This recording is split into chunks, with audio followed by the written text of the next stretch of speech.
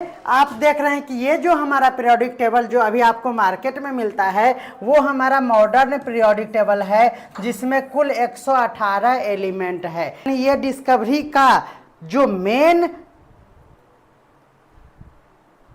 Role करने वाले हैं, जिसमें सबसे ज़्यादा योगदान माना जाता है, वो जो जिन्होंने इसको अरेंज करने के बारे में सोचा था, तो उनके बारे में हम लोग सबसे पहले जानेंगे। नाम आता है, यही है हमारा डोवर्नियर साहब, और उन्होंने एक ट्रिक बनाया, यानी उन्होंने एक स्ट्रेट्स बनाया है ना, ट्राइड्स बोलते हैं इसको।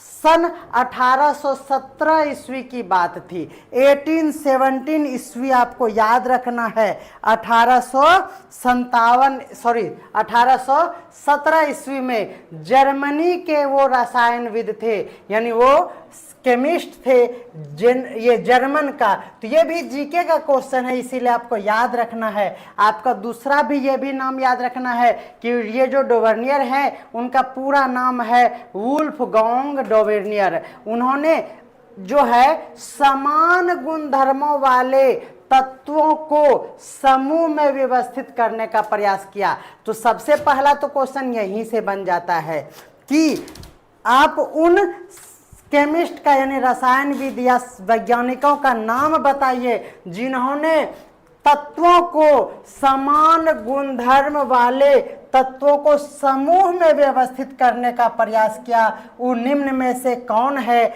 और आपका ऑप्शन में रहेगा डोवर्नियर, डाल्टन, है ना, मोसले, और भी बहुत कुछ रहेगा। तो आपको याद रखना है कि सबसे पहले जो समान गुणधर्म वाले तत्वों को समूह में व्यवस्थित करने का प्रयास किया, ये प्रयास किया, तो आपको नाम याद हो जाना चाहिए, वो है डोवर्नियर।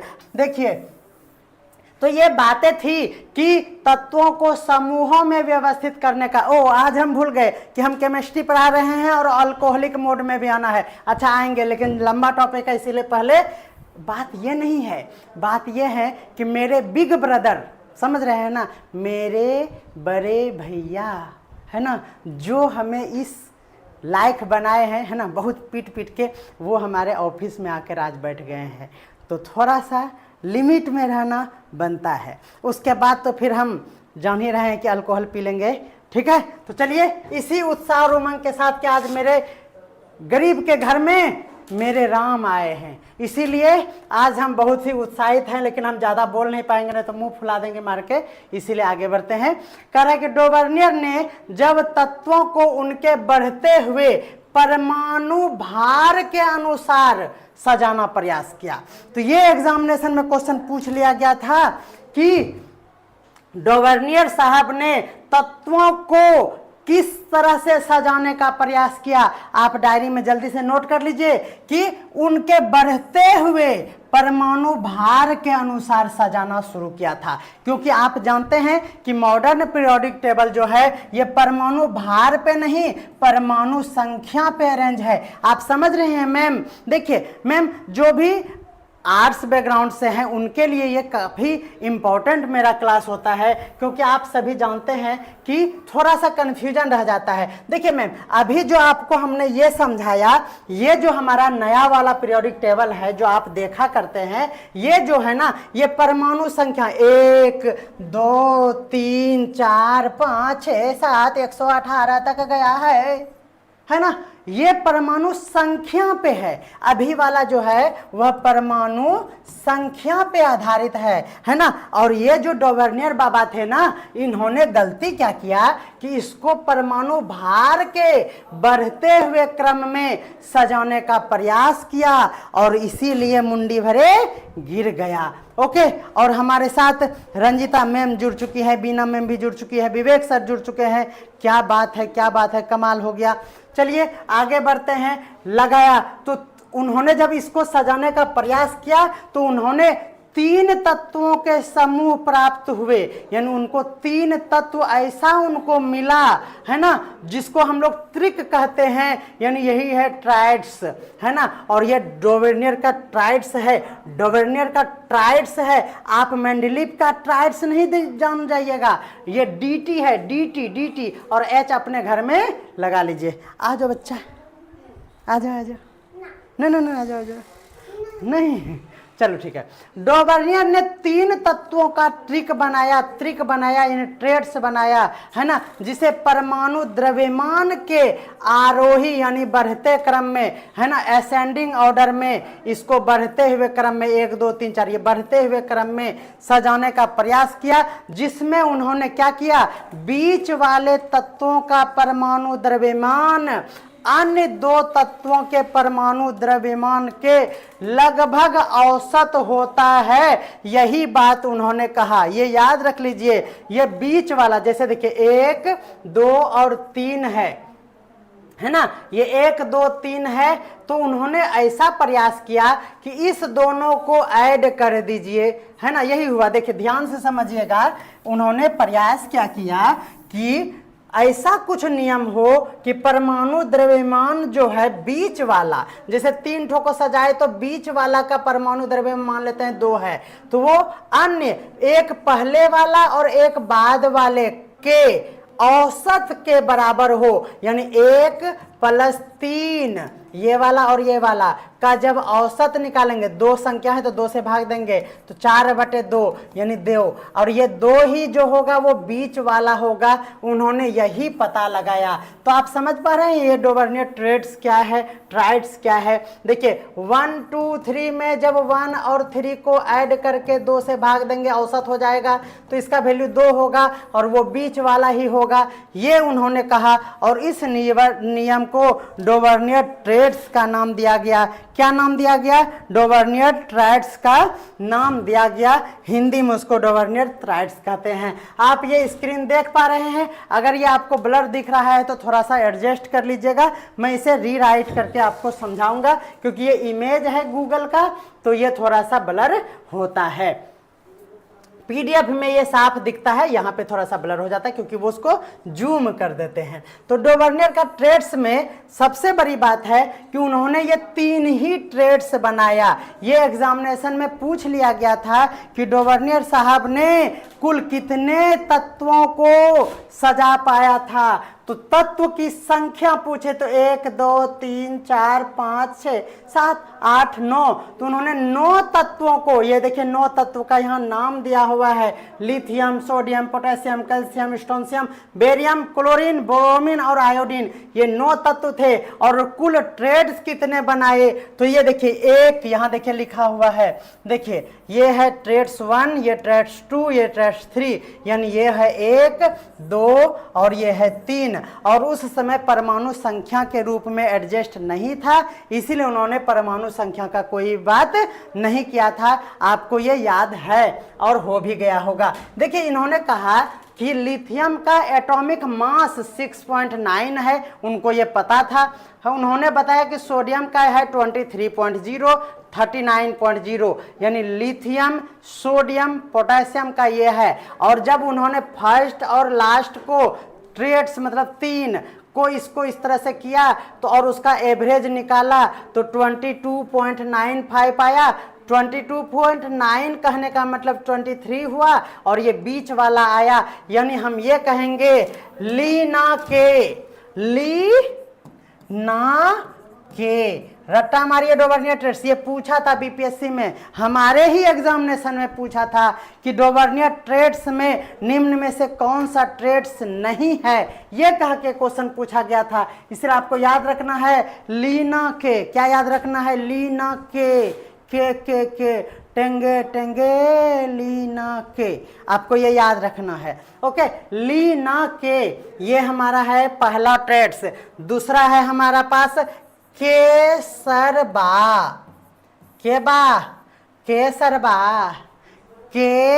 केसरबा हम लोग बोलते हैं भोजपुरी में और टूटी फूटी लैंग्वेज में के बा, है ना। तो कौन सा सर आए हैं? तो केसरबा है। ऑफिस में केसरबा, ऑफिस में केसरबा याद रखिएगा। तो आपको ट्रिक याद हो गया होगा, ऑफिस में केसरबा। तो ये हो गया हमारा। अगला है हमारे पास क्लोरीन, ब्रोमीन और आयोडीन। तो उधर से रिप्लाई आता है कल बर आई। क्या आई? कल बर आई, कल बर आई। केसरबा, लीना क केसरबा कलबर आई। बोले तो लीना के क्या है हमारा, लीना का केसरबा कलबर आई, लीना का। देखिए ध्यान में रखिए, लीना का केसरबा, ये मैं इसीलिए याद करा रहा हूं ना कि ये पूछा था, है ना, बार बार मैं बार कहूंगा। ये है कल बर आई, है ना, बर बधू कब आई, कल बर आई। आगे बढ़ते हैं तो आप देख रहे हैं कि उन्होंने ये क्या किया, डोवर्नियर ट्रेड्स में इन्होंने पहला क्या किया, लीना का केसरबा और कलबर आई, बधू नहीं आई है, बड़े आ गई है, समझ रहे हैं ना, घर जमाए बनने के लिए। तो कल बर आई, याद हो गया होगा आपको, ये पता और कुछ नहीं, ये सब चीज आपको नहीं समझना है ना, ये एग्जामिनेशन में नहीं पूछा जाता है। बस ये डोवर्नियर ट्रेड्स आपको इसी तरह से एक लाइन में ऑप्शन दे देगा, आपको पूछा जाएगा। तो ये भी पूछा जाता है कि देखिए डोवर्नियर सर उस समय तक, है ना, देखिए डोवर्नियर ने उन्होंने क्या किया, केवल 3 ही ट्रिक बना पाए थे, ज्ञात कर पाए थे, इसीलिए यह क्या हो गया, फेल हो गया। तो हम लोग जानेंगे कि डोवर्नियर ट्रेड्स जो असफल हो गया उसका मुख्य कारण यही था कि वे 3 ही ट्रिक का पता लगा पाए, वे अन्य तत्वों के साथ कोई भी ट्रिक बना ही नहीं पाए। क्यों ऐसा हुआ, क्योंकि उन्होंने ये जो इनका था ना, ये वाला वॉल्यूम मास, जो एटॉमिक मास है, ये जो निकालते थे ना सर डोवर्नियर साहब ने, तो ये जो है ना बीच वाला आता ही नहीं था, ये बीच वाला, ये दोनों को जोड़ के जब 2 से भाग दिया जाता था तो ये बीच वाला इसका आया, इसका आया और इसका आया। इसका मतलब ये हुआ कि ये 3 ही सक्सेस हुआ उनके इस नियम से, बाकी सबका जब ये किया जाता था तो ये बीच वाला नहीं आता था, इसको जोड़ के भाग देने पर ये बीच वाला नहीं आता था। नेक्स्ट है हमारा, उनके बाद 2 नंबर पे जो साइंटिस्ट आए वो है हमारा न्यूलैंड साहब। कौन है, न्यूलैंड का अष्टक नियम, इन्होंने न्यूलैंड का अष्टक नियम यानी ऑक्टेट रूल दिया इन्होंने। सन 1866 की बात है, उधर क्या था 1817 की बात थी, है ना, ये 1866 यानी 1866 में अंग्रेज वैज्ञानिक, आप अगर जीके का क्वेश्चन जानना चाहते हैं तो आप याद रखिएगा अंग्रेज वैज्ञानिक थे, यानी ये अंग्रेज थे। न्यूलैंड्स ने यह ज्ञात तत्वों को परमाणु द्रव्यमान के आरोही क्रम में सजाने का काम किया, यानी यही है कि डोवर्नियर साहब के ही काम को उन्होंने आगे बढ़ाया, लेकिन उन्होंने इसे अपने ट्रिक वाला यानी 3 वाला रूल नहीं, इन्होंने 8 वाला रूल बनाया, जिसको नाम दिया गया अष्टक रूल। क्या दिया गया, अष्टक रूल। न्यूलैंड सबसे कम परमाणु द्रव्यमान वाले तत्व जैसे हाइड्रोजन से आरंभ किया और 56वें तत्व थोरियम तक उन्होंने इसे समाप्त किया। ये काफी महत्वपूर्ण स्लाइड है, आप इसे नोट कीजिएगा, काफी बहुत बार इससे क्वेश्चंस पूछा गया है। तो याद रखना है आपको कि न्यूलैंड साहब ने जो परमाणु द्रव्यमान पे ही उनको अरेंज किया, उनका पहला तत्व कौन सा था, तो पहला तत्व जो था वो हाइड्रोजन था, और अंतिम तत्व क्या था, थोरियम था। उन्होंने कुल कितने एलिमेंट यानी तत्वों को उन्होंने सजा पाया था पीरियोडिक टेबल में, अभी आप जानते हैं कि 118 है, क्या है 118 है, और उन्होंने मात्र 56 तक ही इस तरह से ऑक्टेट रूल पे सजा पाया।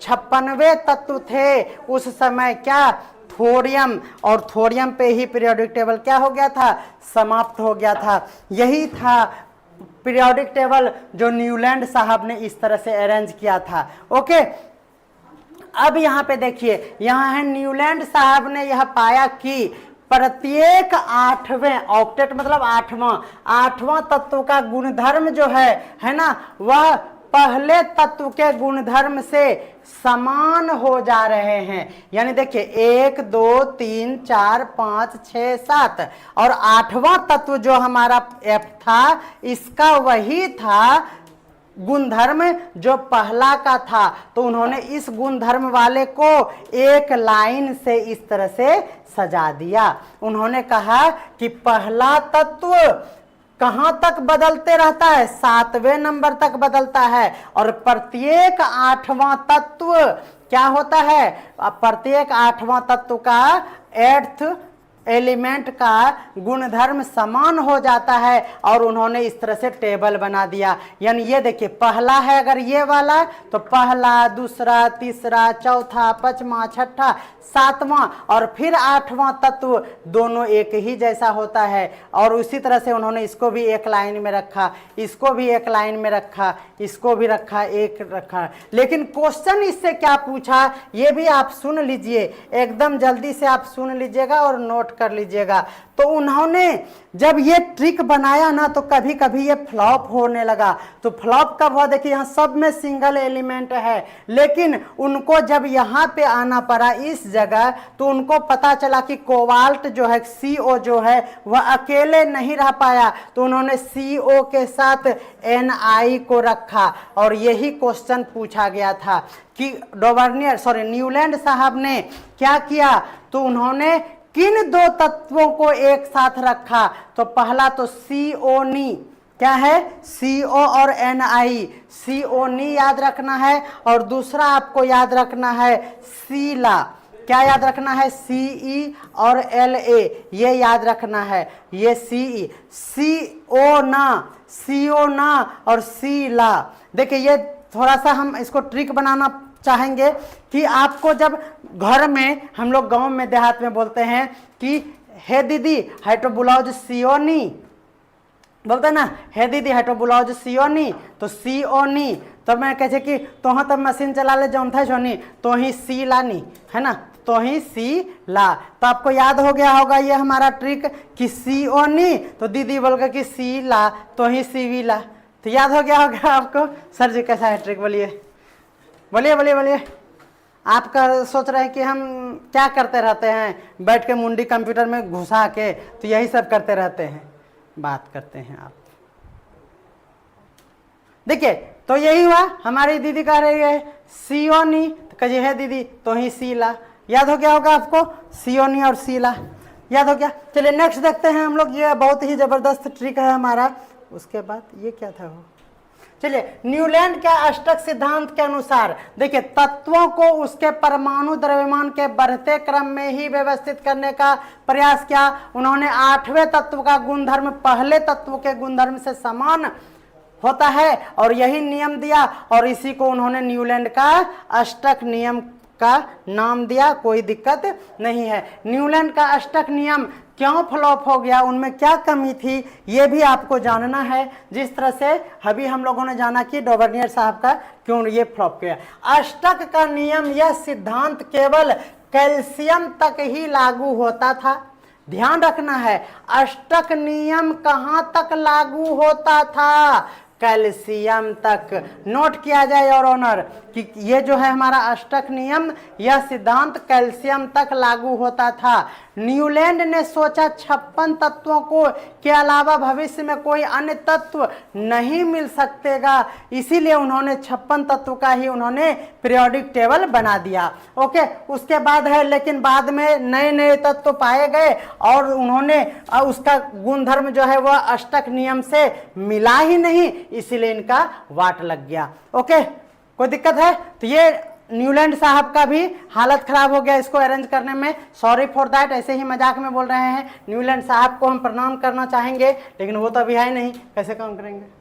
तो न्यूलैंड साहब ने पहला कि कैल्शियम तक ही उनका लागू हुआ, लेकिन उन्होंने 56 तत्व खोजा था, और उन्होंने सोचा कि हम 56 को एडजस्ट कर ही देंगे, और करने के क्रम में उन्होंने थोड़ा बहुत यहाँ पे गुस्ताखी किया कि 2 ठो को एक साथ यहाँ पे रख के, और सोचा 56 को हम फिक्स कर दिए, और यही मेरा फ्यूचर तक चलेगा। लेकिन महारथी धरती पर हमेशा अवतार लेते हैं, और फिर इनका जो था रिकॉर्ड उन्होंने तोड़ दिया। तो 56 तत्व आपको याद रखना है, न्यूलैंड का था, है ना। और ये भविष्य में ऐसा नहीं होता, ये बात उनका क्या हुआ, गलत हो गया। न्यूलैंड का अष्टक सिद्धांत केवल हल्के तत्वों के लिए ही ठीक प्रकार लागू हुआ।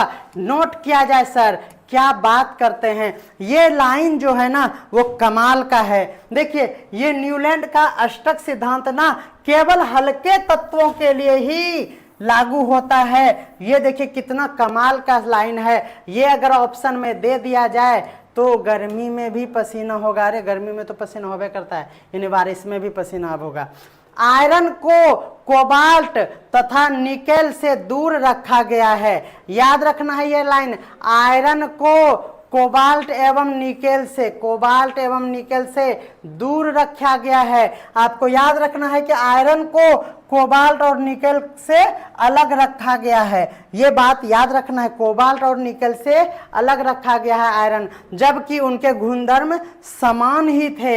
यानी इनका कहना है हम लोगों का कि वो एक ही जैसा गुणधर्म पेश कर रहे थे, लेकिन जो है वो आयरन को कोबाल्ट से उन्होंने गलती से क्या किया, अलग अलग रख दिया। ये भी उनका कमी रह गया था। यह नियम सिर्फ कैल्शियम जैसी हल्की धातु पर लागू होता है, ये बात आ चुकी है। नए तत्वों के गुण इस सारणी से कोई मेल ही नहीं खाया, इसीलिए क्या हो गया, ये फ्लॉप हो गया। सारणी में न्यूलैंड ने दो तत्वों को एक साथ रखा, जो अभी हमने बताया, सियोनी सिलानी, है ना, और कुछ असमान तत्वों को भी उन्होंने क्या किया, साथ साथ रख दिया। उदाहरण के लिए आपको याद रखना है कि कोबाल्ट और निकेल जो है उस स्तंभ में रख दिया गया जहां पे फ्लोरीन और क्लोरीन थे।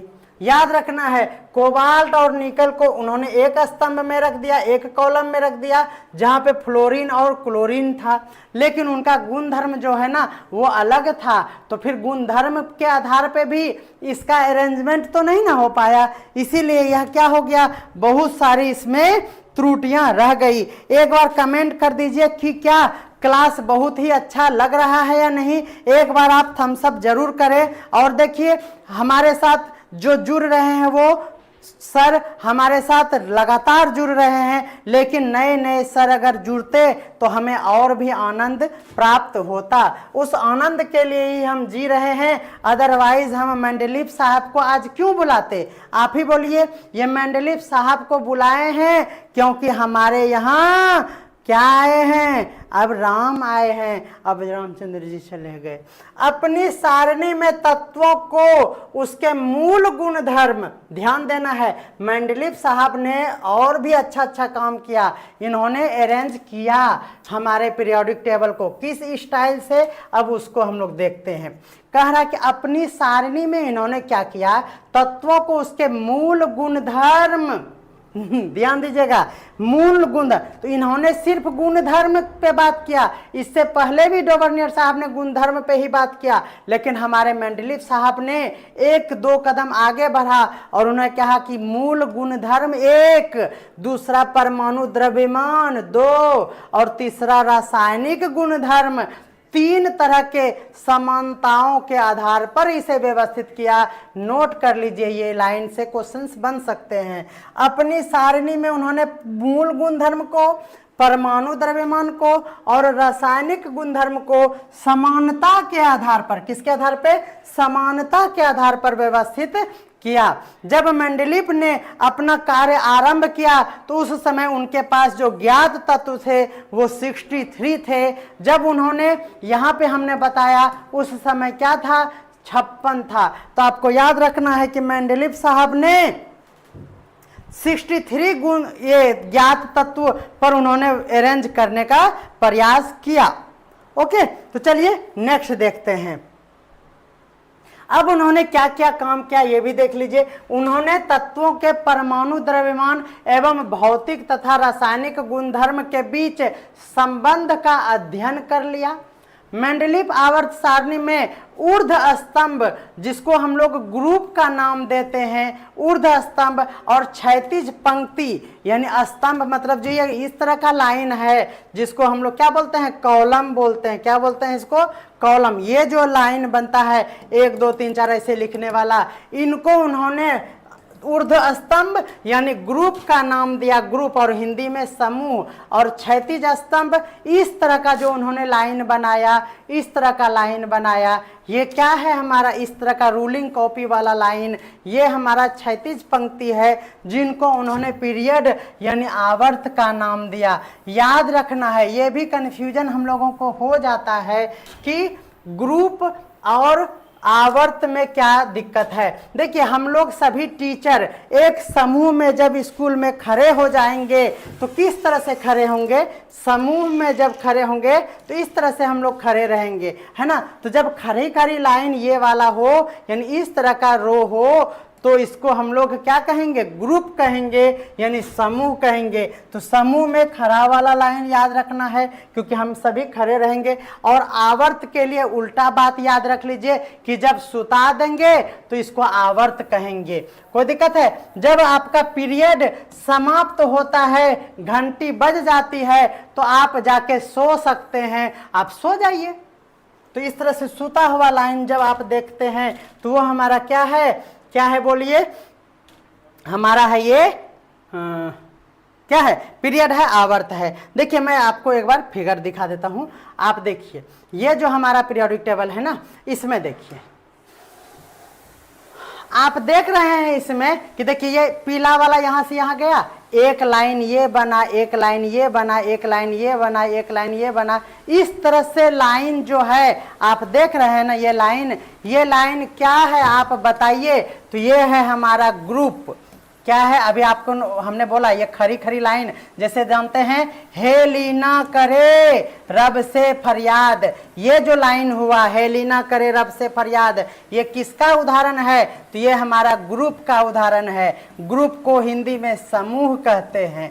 ओके, अभी इसको याद भी कराएंगे जब हम लोग पहुंच जाएंगे मॉडर्न पीरियोडिक टेबल की ओर।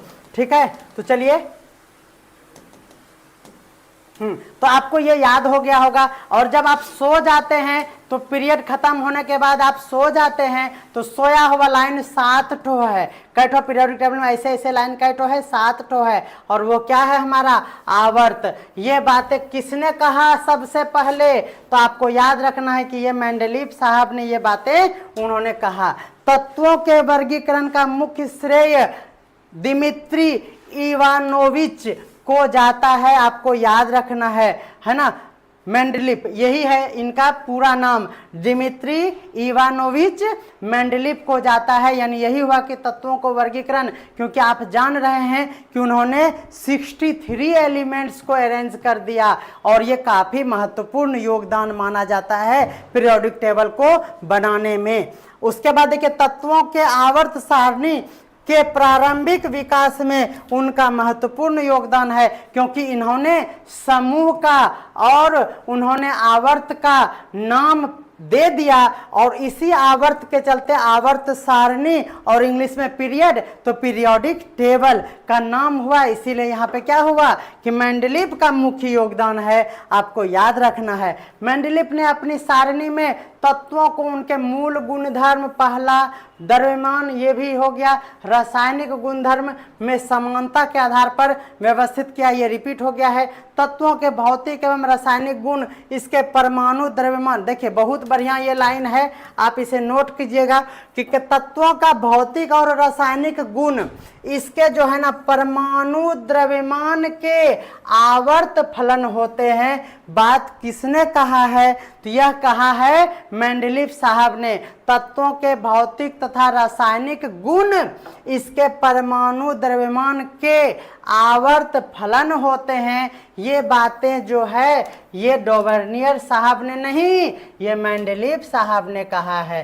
किसने कहा है, मेंडलीव साहब ने कहा है। इसमें 8 ऊर्ध्वाधर स्तंभ है, याद रखना है। ऊर्ध्वाधर स्तंभ कितने हैं, 8 हैं, है ना। और उन्होंने समूह ये कहते हैं, तथा क्षैतिज पंक्ति है जिसको पीरियड कहते हैं, ये उन्होंने बताया। और उन्होंने बताया कि उसमें 6 पीरियड है। कितने पीरियड है, 6 पीरियड है। तो याद रखना है ये इसकी संख्या 6 थी और इसकी संख्या 8 थी, आप इसको याद रखिएगा। और उसके बाद उन्होंने जो ये बातें कही ये भी इम्पोर्टेंट है। उन्होंने क्या कहा कि ऑक्सीजन और हाइड्रोजन के साथ बनने वाले यौगिक का उन्होंने चुनाव किया। कैसे किया वो देखिए। कहा कि उन्होंने ऑक्सीजन और हाइड्रोजन का इसलिए चुनाव किया, ये क्वेश्चन पूछा जाता है, आप ध्यान रखिएगा कि मेंडलीव साहब ने ऑक्सीजन और हाइड्रोजन का चुनाव इसलिए किया क्योंकि वो अत्यंत ही सक्रिय है और अधिकांश तत्वों के साथ यौगिक बना सकते हैं। तत्व से बनने वाले जो हमारा हाइड्राइड और ऑक्साइड के सूत्र होंगे, है ना, वह तत्वों को वर्गीकरण करने के लिए मूलभूत गुणधर्म माना गया। तो याद रखना है आपको, ऑक्सीजन से ऑक्साइड और हाइड्रोजन से हाइड्राइड। तो ये याद रखना जरूरी नहीं है, आप बस इतना याद रखिए कि ऑक्सीजन और हाइड्रोजन का चुनाव उन्होंने किया था। किस दो एलिमेंट का चुनाव किया था? हाइड्रोजन और ऑक्सीजन का उन्होंने चुनाव किया था। ये बातें आपको याद रखना होगा। नेक्स्ट है हमारा मेंडलीव आवर्त सारणी का अवलोकन किया गया। उन्होंने पाया कि अधिकांश तत्व जो है आवर्त सारणी में उसका स्थान मिल गया था, है ना। उन्होंने अधिकांश मतलब जो 63 एलिमेंट को उन्होंने अरेंज करने का प्रयास किया, इसमें ज़्यादातर को अच्छे से उन्होंने अरेंज कर लिया था। अपने परमाणु द्रव्यमान के आरोही क्रम में उन्होंने उसको व्यवस्थित किया। तो यहाँ भी परमाणु द्रव्यमान है, यानी अंतिम तक परमाणु द्रव्यमान ही था, अब लास्ट में आया था तो परमाणु संख्या पर अब हम लोग पढ़ते हैं। ये आपको याद हो गया होगा।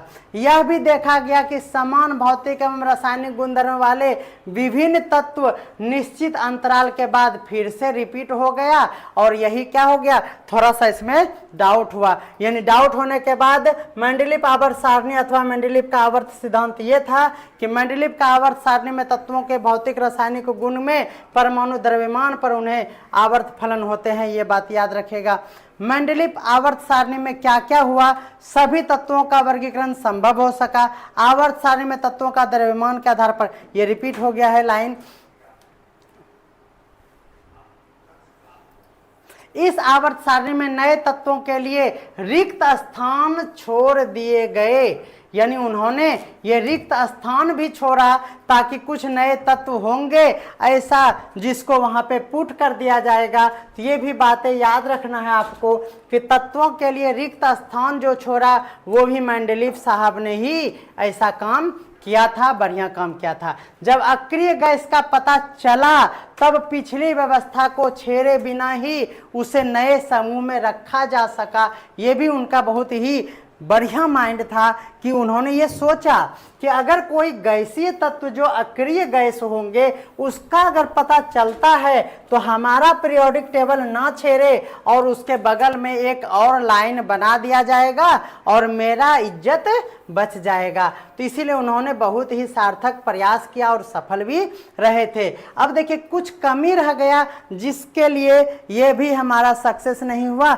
और अभी तक हम लोग इनका अब नहीं रटते हैं। मेंडलीव आवर्त सारणी में हाइड्रोजन को न्याय संगत स्थान दिया ही नहीं गया। अभी आप जान रहे हैं कि हाइड्रोजन को अभी भी बेचारा लावारिस ही है, इधर उधर मुंह चिहार रहा है। आप जान भी रहे हैं कि कहीं कहीं वो बैलेंस करने के लिए आ जाता है, आप सभी जानते हैं। तो ये हो गया कि हाइड्रोजन को न्याय संगत स्थान नहीं दिया गया। इस आवर्त सारणी में समस्थानिकों के लिए भी कोई स्थान नहीं था, ये भी आपको याद रखना है। आपसे क्वेश्चन पूछा जा सकता है कि किन के आवर्त सारणी में समस्थानिकों को एक उचित स्थान नहीं दिया गया था, तो आपको नाम याद रखना है हमारे मेंडलीव बाबा का। क्या याद रखना है? मेंडलीव बाबा का। समस्थानिक की स्थिति उन्होंने स्पष्ट नहीं कर पाया, ये बातें आप ध्यान से समझ गए होंगे। उन्होंने हाइड्रोजन का स्थान भी निश्चित नहीं कर सका, तो हाइड्रोजन का भी स्थान उनसे नहीं फिक्स हो पाया। कुछ तत्वों का परमाणु द्रव्यमान के अनुसार अनुचित क्रम में उन्होंने सजा दिया, ये भी उनका हो गया ड्रॉबैक। अब देखिए, अब हमारे पास है आधुनिक आवर्त सारणी। चलिए 1913 की बात है, याद रखना है, ईस्वी भी जीके का क्वेश्चन बन सकता है। 1913 ईस्वी की वो खुशनुमा सफर था जब मोसले साहब ने पीरियोडिक टेबल को अच्छे से सुधारने का काम शुरू किया। तो 1913 ईस्वी में मोज़ले यानी मोसले साहब थे, उनका पूरा नाम था हेनरी मोसले। उन्होंने बताया या बताई कि तत्व के परमाणु द्रव्यमान, क्योंकि आप जान रहे हैं कि अभी तक जो 3 पीरियोडिक टेबल आ चुका था सभी में जो था वो परमाणु द्रव्यमान के क्रम में ही उसे अरेंज करने का प्रयास किया गया था, लेकिन उन्होंने बताया कि तत्व के परमाणु द्रव्यमान की तुलना में यदि आप उनके परमाणु संख्या पे अगर आप अरेंज करते हैं तो उसमें अधिक आधारभूत गुण धर्म पाए जाते हैं और वो परफेक्ट रूप से जो होगा वो अरेंज हो जाएगा। तो ये जो कॉन्सेप्ट एक नया आया ना, यही खासियत था, यही सबसे बड़ा क्या था, चेंज था तीनों पीरियोडिक के अलावा, और इसीलिए यह काफी सफल है। और आज भी हम लोग इतने दिनों के बाद लगभग सेंचुरी ही नहीं, यानी आप 100 नहीं, समझ लीजिए आप 110-20 साल तक से हम उसी को फॉलो करते आ रहे हैं, ठीक है ना। तो ये हो गया हमारा मेन तुलना कि परमाणु द्रव्यमान की तुलना में इसे परमाणु संख्या के आधार पर सजाया गया है ना, और यही उसका क्या था, प्रदर्शित करता था सबसे अधिक आधारभूत गुणधर्म। फिर मेंडलीव की आवर्त सारणी में परिवर्तन कर दिया उन्होंने और परमाणु संख्या के आधार पर बनाकर एक नई आवर्त सारणी का रूप दिया, जिसे हम लोग क्या कहते हैं, आधुनिक आवर्त सारणी कहते हैं। कोई दिक्कत है सर? कोई दिक्कत नहीं है। चलिए, परमाणु संख्या से हमें परमाणु के नाभिक में स्थित प्रोटॉनों की संख्या का पता चलता है। अच्छा सर, ये बता दीजिए तो जल्दी से कि इस बात को हमने पहले भी आपको बताया था कि नहीं, परमाणु संख्या यानी एटॉमिक नंबर से क्या होता है, प्रोटॉन की संख्या का पता चलता है। आप जल्दी से बताएंगे कि हमने एक बात और यहाँ पे बताया था, जो आपको याद है या नहीं, प्लीज यहाँ पे लिख दीजिए। तो कमेंट में जल्दी से फटाफट लिखिए सर, है ना, जल्दी से आप लिखिए कि हमने बताया था कि परमाणु संख्या जो है ना वह प्रोटॉन की संख्या को दर्शाता है। और भी एक बात हमने आपको कहा था, वो आप जल्दी से हमें कमेंट बॉक्स में लिख दीजिएगा, तो मेरा दिल गार्डन गार्डन हो जाएगा।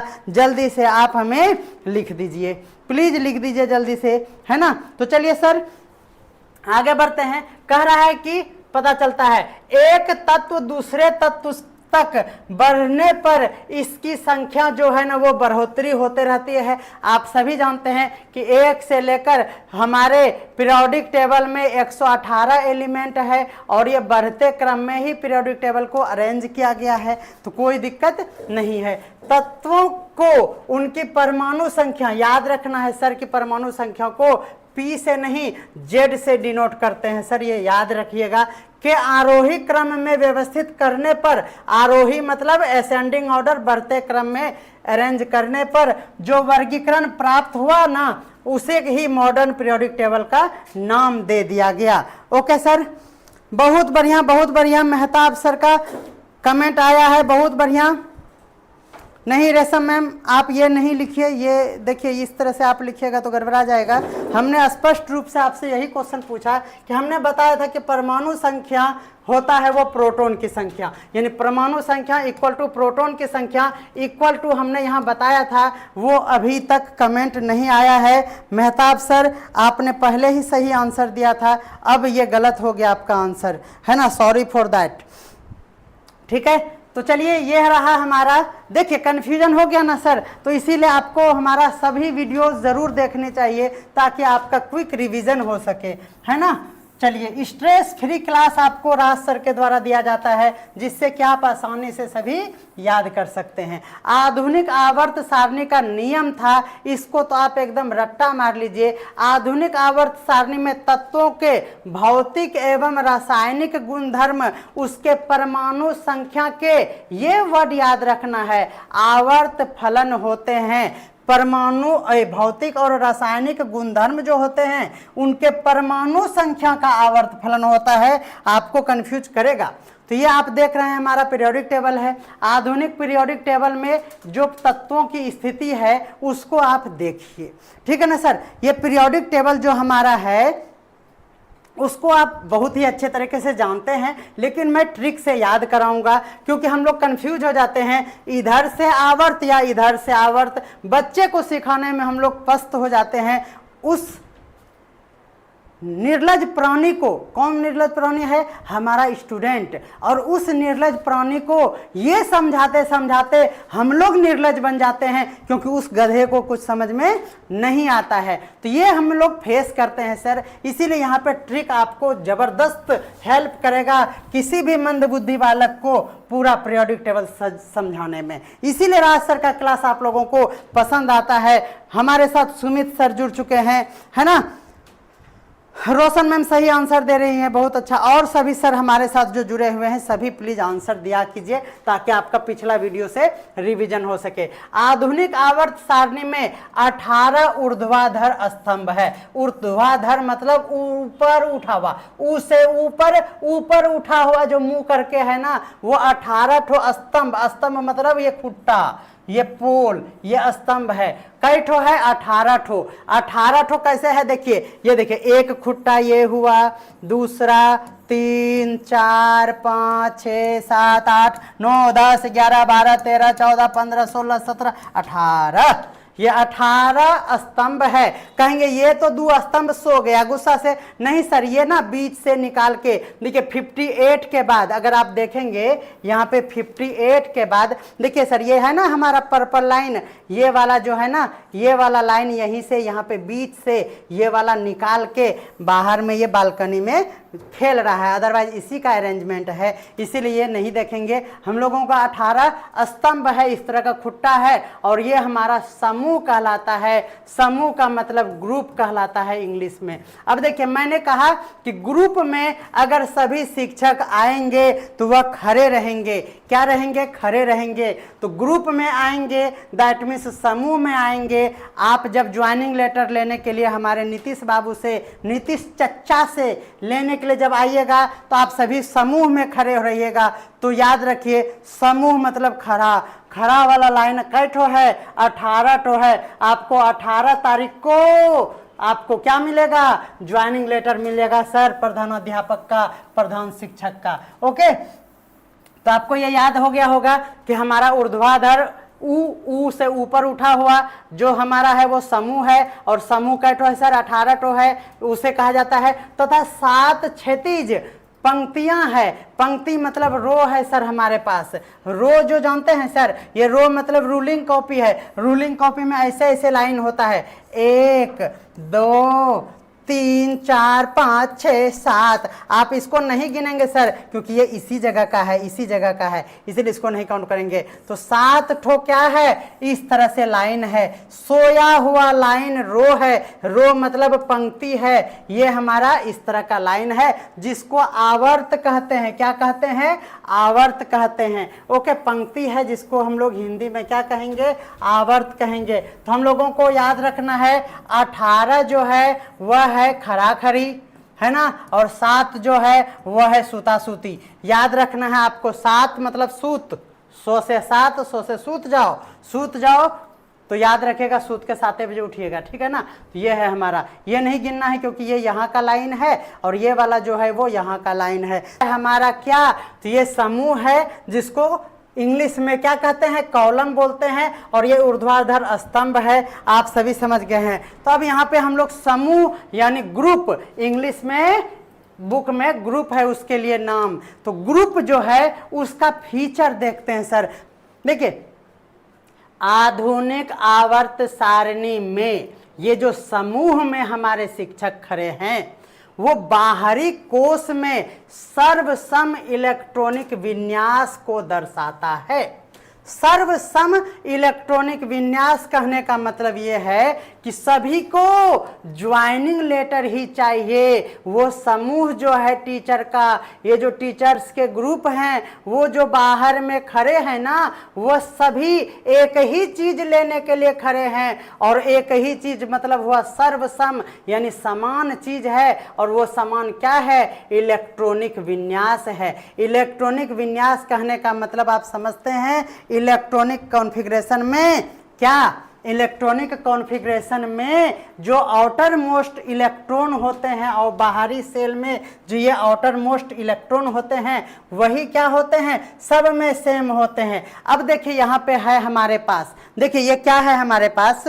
देखिए यहाँ भी बाहर में एक ही फुटबॉल है, यहाँ भी एक ही फुटबॉल है, यहाँ भी एक ही फुटबॉल है। यानी आप जब समूह में जाएंगे सर, ध्यान दीजिएगा थोड़ा सा, जब आप समूह में आप नीचे जाएंगे तो हीलियम, लिथियम, सोडियम, के, आरबी, CS और ये, यानी इधर से इधर जब जाएंगे ना तो ये वाला जो हमारा कॉलम है इसमें सब में एक ही जैसा इलेक्ट्रॉन आपको बाहर में मिलेगा, है ना। और वो 1 दिखेगा, इसमें 2 दिखेगा, इसमें 3 दिखेगा, और इस तरह से इसका फीचर है, आप सभी इसको जानते हैं। ओके, तो ये हमारा इसका नेचर है कि आप जब आवर्त सारणी में समूह बनाएंगे तो ये देखिए यही है हमारा आवर्त सारणी, पहला लिथियम, सोडियम, पोटासियम। अब आपको ये याद भी करना पड़ेगा सर कि इसमें क्या है, हमारा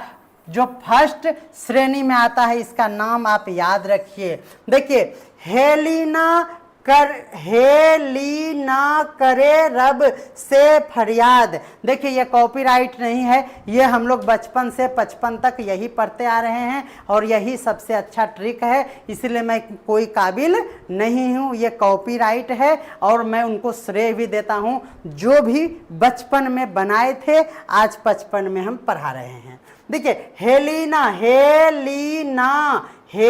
अंग्रेजी पे गिनिए, हेलीना करे रब से फरियाद। ये लाइन जो है ना सर आपको याद रखना पड़ेगा। एग्जामिनेशन में जो क्वेश्चन पूछा है ना, इस तरह से क्वेश्चन पूछा गया सर कि देखिए इनमें से कौन सा समूह, जैसे हे, ली, ना, ठीक है, फिर कुछ भी दे देगा, PCO, M, 3 का, है ना, फिर दे देगा आपको FEK और भी Na, इस तरह से दे देगा और कहेगा ये बताइए कि इसमें से कौन एक ही प्रकृति को शो करता है, एक ही गुणधर्म को शो करता है। तो आप यहाँ दिमाग ही नहीं लगा पाएंगे सर कि यहाँ पे क्या कह रहा है। तो आपको याद ट्रिक है, हेलीना, अरे वाह, ये क्या है, इसका सभी का इलेक्ट्रॉनिक विन्यास में जो आउटर मोस्ट में इलेक्ट्रॉन है ना वो समान है, यहाँ कुछ भी नहीं देगा सर। और ये इस तरह से पूछ लिया जाएगा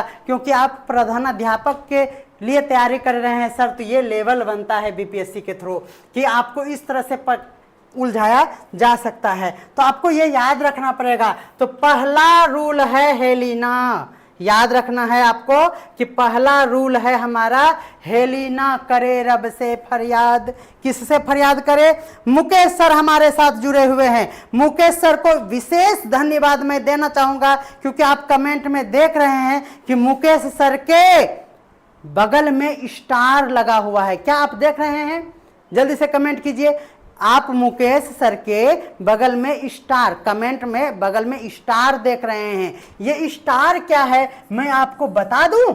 ये स्टार है कि आपने हमारे पढ़ाई से खुश होकर हमें रिवार्ड दिया है ना, पूरे कोर्स को आप रिवार्ड दिए हैं और रिवार्ड के लिए आप हमें सहयोग राशि पेमेंट किए हैं, जो हमारे चैनल के सब्सक्रिप्शन बटन में ज्वाइन बटन है। तो प्लीज़ अगर आप हमें रास सर को, सिर्फ और सिर्फ हमारे रास सर को यानी टेक्निकल टीम को आप सपोर्ट करना चाहते हैं, उसका हौसला बढ़ाना चाहते हैं, तो ज्वाइन बटन पर क्लिक कीजिए इस उंगली से और आपको 2-4 ऑप्शन आएगा जिसमें दान दक्षिणा है। आप उस दक्षिणा को पे करेंगे तो आपको भी स्टार लग जाएगा।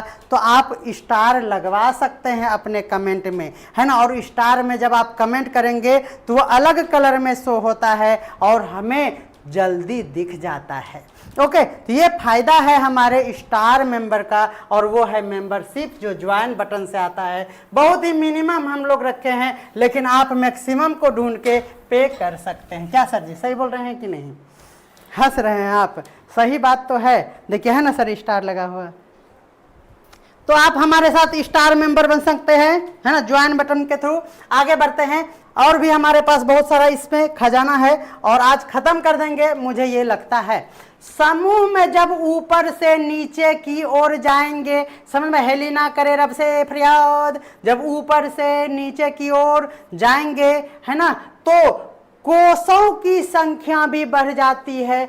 कोषों की संख्या का मतलब ये हुआ कि देखिए इसका बाउंड्री है ये कोष, तो 1 और 2, इसमें 1 2 3 और इसमें 1 2 3 और 4, तो कोषों की संख्या 1, इसमें 2, इसमें 3, इसमें 4। हेली ना करे रब से फरियाद, यानी आप किसी में भी नीचे जाएंगे तो कोषों की संख्या याद रखिएगा बढ़ जाती है। ये पीरियोडिक टेबल में पूछा जाता है। समूह में उत्तर से नीचे, उत्तर नहीं सर, देखिए सर चुनाव में गड़बड़ा गया, ऊपर से जब नीचे की ओर जाएंगे तो कोषों की संख्या बढ़ जाएगी। देखिए जब आप ऊपर से नीचे जाइएगा, आप बोलिए तो सब लोग तो ऊपर जाना चाहता है, लेकिन आप कह रहे हैं कि हम नीचे जाएंगे, है ना, तो ये कोष लोग आपको कोसेगा, है ना, और कोसने वाला जो है ना बहुत बढ़ जाएगा आपको अगर आप नीचे जाइएगा तो, है ना, समझ में आ रहा है ना। तो याद हो गया होगा आप लोगों को ट्रिक कि जब आप ऊपर से नीचे जाइएगा ना सर तो आपको कोसेगा, और कोसने वाला ना फलना देखें पहले कत अच्छा बैंक में नौकरी करेला आब चपरासी बनी गई, तो न कोसेगा, ऐसा कोसेगा ना कि ऊपर जाना पड़ेगा। तो ये इसीलिए आप नीचे, ऊपर से जब आप नीचे जाइएगा तो कोसने वाले की संख्या क्या हो जाएगी, बढ़ जाएगी।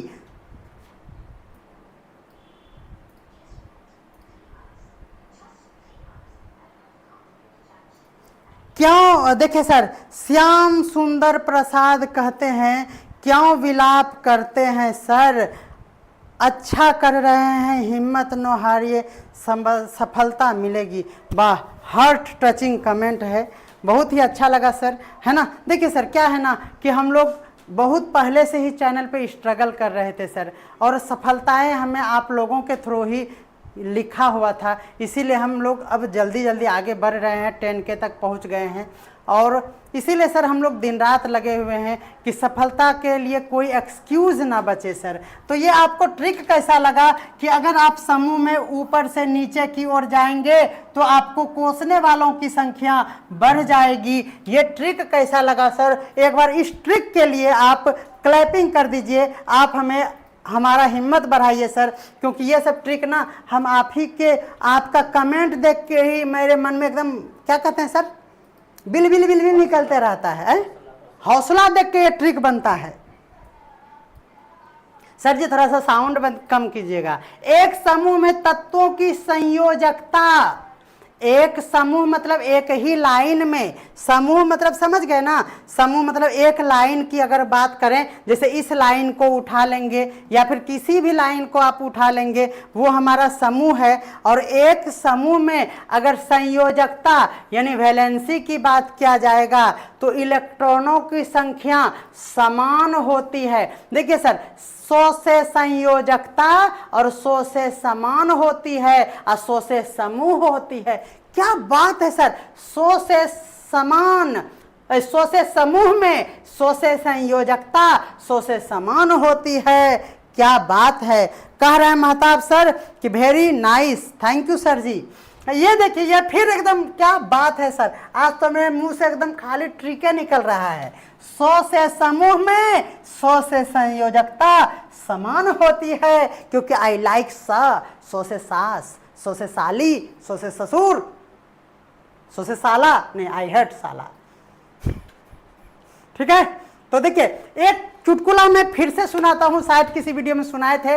एक नई नई शादी जैसे हमारी हुई थी, हम अपने लिए, देखिए हम अपने लिए गंदा बात नहीं बोल सकते है ना, नई नई शादी हुई थी, उनको 100 से ससुराल बहुत पसंद आ गया, उसको सासू माँ जो खिलाती थी तो बहुत अच्छा लगता था। 100 से ससुर जी, है ना, 100 से साली, सब कोई अच्छा लगने लगा। लेकिन उनके जो ससुर जी थे उनको कुंवर जी कहते थे, इनको दुख होता था। एक दिन गुस्से में आके उन्होंने कहा, क्या ससुर जी आप कुंवर कुंवर कहते हैं, अगर आप सुअर सुअर ही कहिएगा तो हमें दुख नहीं होगा, हमें बहुत ही आनंद की प्राप्ति होगी। तो आप एक बार हमें सुअर जी ही कहना शुरू कर दीजिए। तो ये था जबरदस्त 100 का बात, क्योंकि 100 से समूह में संयोजकता समान होती है। इससे हमें साली का याद आ रहा है। आहा, चलिए नेक्स्ट देखते हैं आवर्त। अब हम लोग क्या कहेंगे, आवर्त के बारे में यानी पीरियड के बारे में हम लोग देखते हैं। पीरियड, आवर्त, आवर्त मतलब इस तरह से सोया हुआ लाइन, और ये आवर्त जो है ना सर वो 7 है। कितने हैं आपके स्कूल में जो पीरियड होते हैं, मान लेते हैं कि वो 7 ही होते हैं, 18 पीरियड तो नहीं है ना होगा सर, तो 18 और 7 में कंफ्यूजन है, तो आवर्त मतलब पीरियड, पीरियड जो है वो कितने होते हैं सर 7, 18 पॉसिबल नहीं है। ठीक है, तो एक ही आवर्त में जब हम आगे बढ़ते हैं, आगे मतलब इधर से इधर ऐसे ऐसे जाएंगे, है ना, तब क्या होगा, तत्वों की संयोजकता, इलेक्ट्रॉनों की संख्या वो क्या होने लगेंगे, भिन्न भिन्न हो जाएंगे। अभी हमने कहा समूह में संयोजकता समान होती है, तो यहां पे जब संयोजकता की बात होगी तो वह भिन्न हो जाएगा। ऐसे भी आपको रिलेट करके देख सकते हैं। जल्दी से कमेंट कीजिए, देखिए हमारे साथ बहुत सारे सर जुड़े हुए हैं लेकिन कमेंट नहीं आ रहा है, बहुत नाइंसाफी है। कालियो, आपने खाना खा लिया?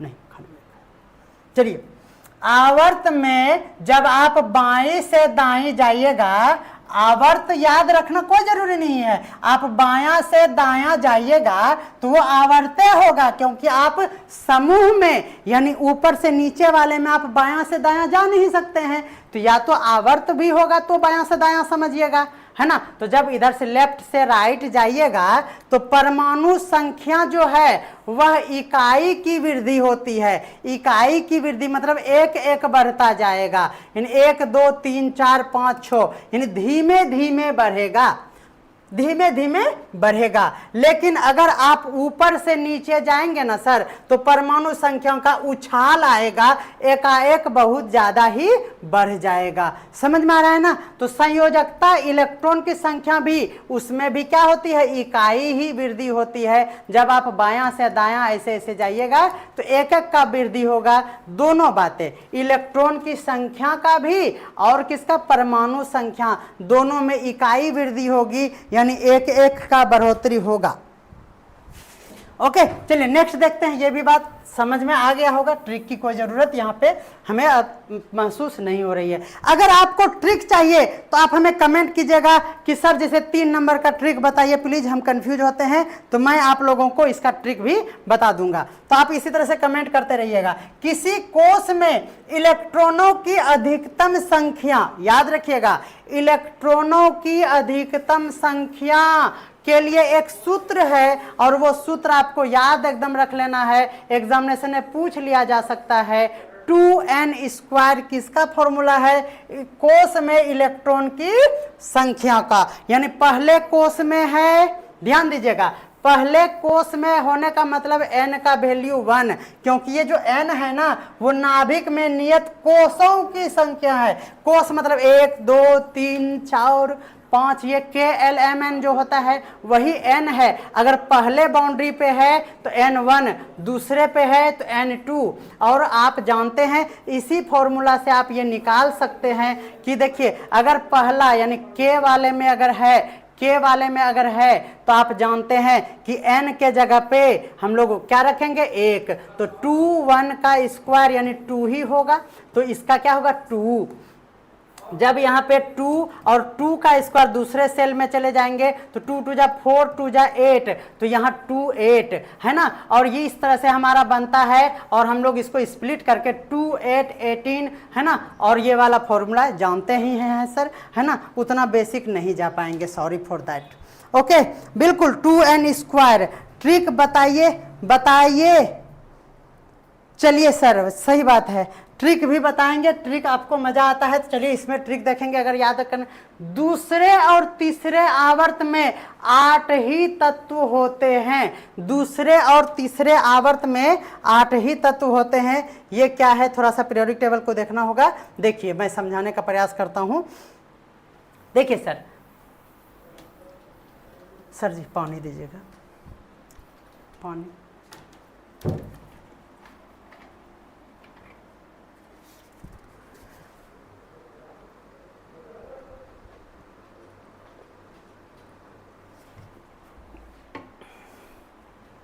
देखिए सर, ये आवर्त की बात है, किसकी बात है, आवर्त। आवर्त मतलब हमारा पीरियड, आवर्त मतलब पीरियड, देखिए 1 2 3 4 5 6 और 7 पीरियड है आपके स्कूल में।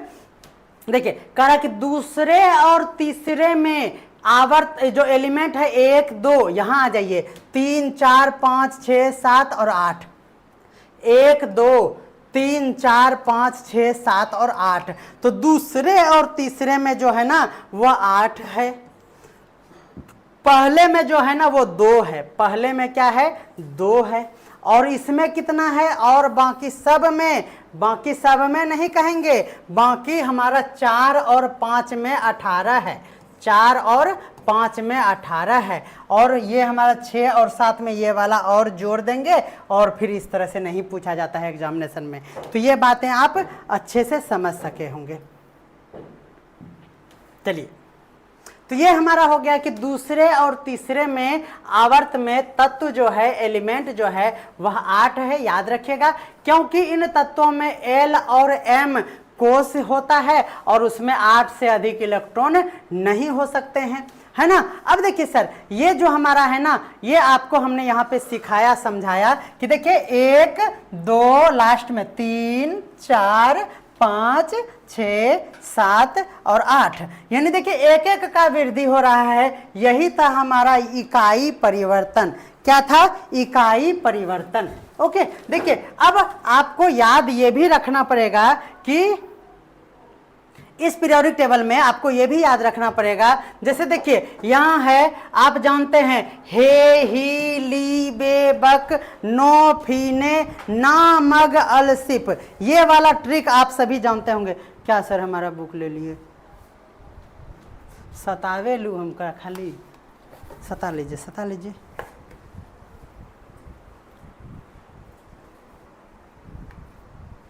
बुक में कमेंट पढ़ने के लिए हम यहाँ पे रखते हैं, बुक का ऐसे सटा के लेके भाग क्या, बताइए ये कोई बात हुआ?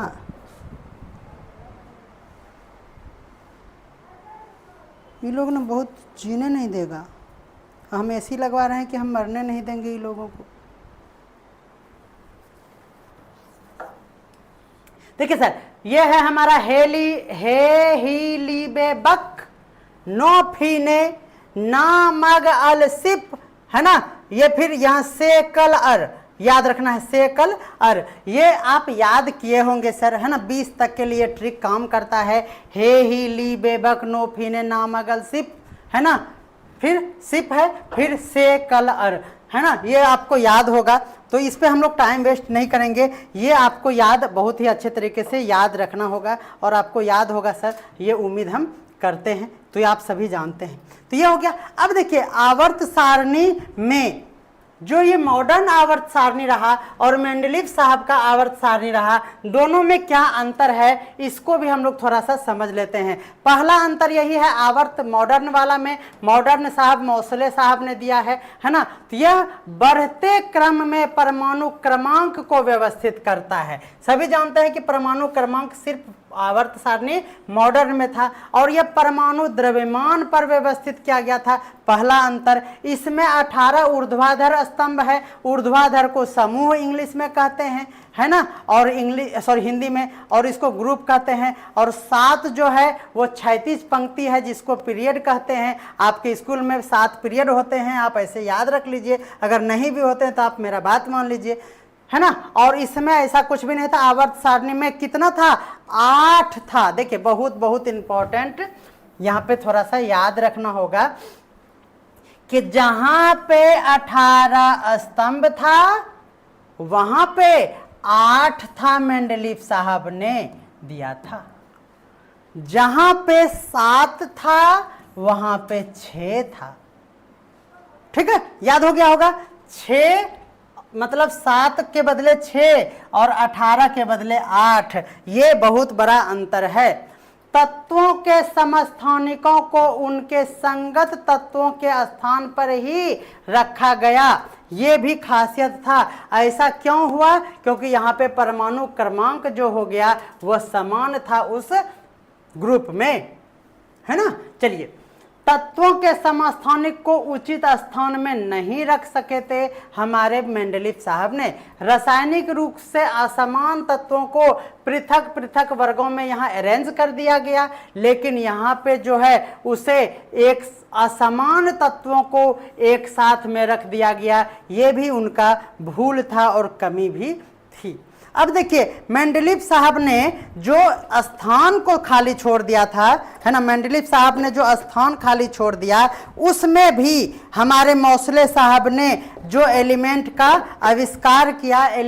आविष्कार किया उसको आसानी से यहाँ पे पुट कर दिया। इसीलिए उन्होंने कहा कि मेंडलीव साहब ने ही हमें वो मार्गदर्शन किया है, ये क्रेडिट मेंडलीव साहब को ही जाता है। यही है एक शिक्षक दूसरे शिक्षक के साथ जो सहयोग की भावना के साथ बढ़ते हैं, यही महानता है। तो मोसले साहब ने भी मेंडलीव साहब को कहा कि आपने बहुत ही महान काम किया था, क्योंकि आपने ये जो जगह छोड़ा था ना सर, ये एकदम परफेक्ट जगह पे आपने स्पेस छोड़ा था। और इसीलिए उन्होंने इस पे क्या किया, उत्कृष्ट गैसों को अरेंज करके इस समूह में डाल दिया। और उनको भी लगा था जैसे एक लाइफ में कोई कितना कर सकता है, एक लाइफ काफ़ी नहीं है, इतने उम्मीद और आशाएं हमें हो जाती हैं। तो उन्होंने अपने लाइफ में यहाँ तक आया, लेकिन उनको लग रहा था कि फ्यूचर में कुछ ऐसा है जो हम नहीं कर पाएंगे अब हमारे लाइफ के हमारे अवस्था से। तो उन्होंने जगह बना दिया कि अगर कोई विद्वान हमारे वर्क को आगे बढ़ाएंगे तो यहाँ पे एडजस्ट कर लेंगे। और वही था उत्कृष्ट गैस, और उन्होंने अलग समूह में उसको व्यवस्थित कर दिया मोसले साहब ने। उत्कृष्ट गैसों की खोज के बाद में हुई, और फिर मेंडलीव आवर्त सारणी में पूर्व से जो व्यवस्था थी उनको बिना किसी परिवर्तन के ही उसमें पुट कर दिया गया। यही उपलब्धि थी मेंडलीव साहब का, और अभी हम लोग मोसले साहब का पढ़ रहे हैं। उत्कृष्ट गैसों को एक अलग समूह में रखा गया। ये सभी समान रासायनिक गुणधर्म वाले होते हैं और ये बहुत ही अक्रिय होते हैं, इसीलिए इसे अक्रिय गैस भी कहते हैं। ऐसा इसीलिए होता है क्योंकि इसका इलेक्ट्रॉनिक कॉन्फ़िगरेशन में वैलेंसी जो होता है वह शून्य होता है, 0 होता है। इसका अष्टक पूरा होता है और इसको किसी की जरूरत नहीं होती है, क्योंकि इसके घर में संपन्नता है। संपन्नता मतलब इलेक्ट्रॉन जो है वो अष्टक पूरा कर लिया है। किसी भी तत्व में इलेक्ट्रॉन की साझेदारी नहीं करना पड़ता है, क्योंकि इसका पेट भर गया है। ये एकल परमाणु होते हैं, कोई दिक्कत नहीं है। अब है हमारे पास आवर्त सारणी में तत्वों की स्थिति। ये लाइन भी आपको पूछा गया था। आवर्त सारणी में तत्वों की स्थिति से क्या पता चलता है, तो रासायनिक अभिक्रियाशीलता का पता चलता है, केमिकल रिएक्टिविटी का पता चलता है। उसके आवर्त सारणी में तत्वों की स्थिति से आपको ये याद रखना है ना। संयोजकता किसे कहते हैं, आप सभी जानते हैं कि किसी तत्व की संयोजकता उसके परमाणु के सबसे बाहरी कोश में यानी आउटर मोस्ट जो सेल होते हैं उपस्थित संयोजकता इलेक्ट्रॉन जो होते हैं, वैलेंस इलेक्ट्रॉन का जो संख्या होता है उसी से इस वैलेंसी का निर्धारण होता है। परमाणु का साइज की बात करें तो एक स्वतंत्र परमाणु के केंद्र से उसके सबसे बाहरी कोश की दूरी, समझ रहे हैं। जैसे हमने कहा कि कोई एलिमेंट है, उसका इस तरह से सेल बना हुआ है, तो इस न्यूक्लियस से इस आउटर मोस्ट सेल का ये जो रेडियस है ना, ये जो डिस्टेंस है ना, क्योंकि रेडियस मीटर में होता है और ये दूरी ही तो रेडियस है, रेडियस ही तो दूरी है उसका। तो दूरी को कहिए या फिर त्रिज्या को कहिए, त्रिज्या की लंबाई ही उसका साइज कहलाने लगता है। यानी वही कह रहा है कि बाहरी कोशों की दूरी को परमाणु के साइज को दर्शाता है। यानी परमाणु के साइज को मापने के लिए उसकी किसको माप लेंगे हम लोग, त्रिज्या को माप लेंगे। कोई दुख तकलीफ नहीं है, बोलिए कोई दुख तकलीफ है सर, जल्दी से बताइएगा। हमारे साथ बहुत सारे सर बने हुए हैं, ये बहुत बढ़िया है। मरियम सर कह रही हैं, मरियम मैम या सर चौधरी हैं, सर कह रहे हैं कि गुड स्टाइल, वाह क्या बात है, कमाल हो गया। परमाणु की त्रिज्या को पिकोमीटर से नापा जाता है, याद रखिएगा। परमाणु की त्रिज्या, परमाणु इतना छोटा है, इतना छोटा है, इतना छोटा है, जिंदाबाद जिंदाबाद। पिकोमीटर यानी पीएम से मापा जाता है। पीएम मतलब प्रधानमंत्री, और आप not be political, Modi Modi आएंगे, आएंगे क्या? नहीं, पॉलिटिकल नहीं होंगे। क्या बात कर रहे हैं आप? पॉलिटिकल कुछ भी कर लीजिए, मोदी साहब ही आएंगे मुंह उठा के, चाहे कुछ भी कर लो, है ना। मोदी का सपोर्ट करो या ना करो, विपक्ष में कोई चेहरा ही नहीं बचा है जो मोदी साहब को विस्थापित कर दे, यानी विस्थापन रिएक्शन यहाँ होल्ड नहीं कर रहा है। I am not a political matter. English sir, English गड़बड़ा गया सर, ऐसा इंग्लिश बोलेंगे सर हम। भावनाओं को समझिए। I am Bihari and also Ras Bihari, so I am poor in English language because English is a very funny language. Sir आगे बढ़ते हैं, थोड़ा सा रेस्ट कर लेते हैं इसी तरह से बोल बोल के। देखिए 1 पिकोमीटर का मतलब यह है कि 10 टू द पावर -12, याद रखिएगा 10 टू द पावर -12, -12 आपको पिकोमीटर याद रखना है। चलिए कुछ तत्व का आप परमाणु त्रिज्या भी अगर याद कर सकते हैं तो मैंने नोट्स में ये इंक्लूड कर दिया है आप लोगों को कि ये है हमारा लिथियम जिनका 150 होता है पीएम, है ना, यानी पीएम मतलब पिकोमीटर। बेरिलियम का 111, बोरोन का 88, ज़्यादा नहीं है, है ना, जो इम्पोर्टेंट था वो मैंने ले लिया। ऑक्सीजन का 66, नाइट्रोजन का 74, कार्बन का 77 और सोडियम का 86। ये आप रट्टा मार लीजिएगा, क्या पता इतना आसान क्वेश्चन पूछ दे और हमसे गलती हो जाए। ये सावधानी हटी तो दुर्घटना घट गई। आधुनिक आवर्त सारणी का जो गुण था उसको भी देख लीजिए। ये आवर्त में जब आप बाएं से दाएं जाइएगा तो परमाणु त्रिज्या क्या होती है? घटती है, ध्यान रखिएगा। जब आप ऊपर से नीचे जाएंगे तो भी हमने ट्रिक बताया, यहाँ बाएं से दाएं जाइएगा तो त्रिज्या जो है ना वो घट जाएगा। कोई दिक्कत है? नाभिक में आवेश के बढ़ने से परमाणु का साइज भी घट जाएगा। कोई दिक्कत है? जब आप ऊपर से नीचे जाने पर परमाणु का साइज इसका उल्टा होगा, साइज क्या होगा? बढ़ जाएगा। ऐसा इसलिए होता है क्योंकि नीचे जाने पर कोष जो है उसमें नया नया जुड़ जाता है। पहले 1, दूसरा में 2 नहीं 3, 1 2 3 4 ऐसे करके अभी फिगर दिखाए थे। समूह में नीचे की ओर जाने पर संयोजकता जो है वह क्या होती है? आवेश घटता है, क्योंकि नीचे जाएंगे तो घटेगा क्योंकि ये दूर हो जाता है।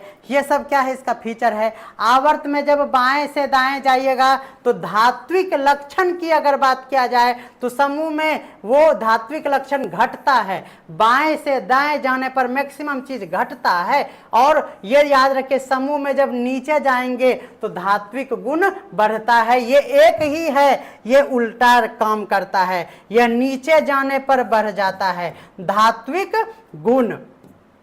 ये क्या होता है? ये नीचे जाने पर ही बढ़ता है। धात्विक गुण, धात्विक लक्षण नीचे जाने पर बढ़ता है, नीचे जाने पर बढ़ता है, नीचे जाने पर बढ़ता है। याद हो गया होगा? चलिए समूह में जब आप नीचे जाएंगे तो बढ़ेगा और बाएं से दाएं जाने पर धात्विक गुण जो है वह घटता है, घटता है रे मेरे, घटता है। चलिए आवर्त सारणी में बाएं से दाएं जाने पर इलेक्ट्रॉन को त्यागने की प्रवृत्ति घट जाती है। अभी हमने कहा कि बाएं से दाएं जाने पर याद रखिए कि मैक्सिमम चीज घटता है। एक धात्विक गुण ही है जो उल्टा खोपड़ी का है और इलेक्ट्रॉन ग्रहण करने की प्रवृत्ति बढ़ता है। ये घटता बढ़ता वाला याद हो गया होगा आप लोगों को। बोले कोई दिक्कत है? कोई दिक्कत है? एनी दुख तकलीफ, एनी प्रॉब्लम, एनी दुख तकलीफ? कमेंट कीजिए नो तकलीफ।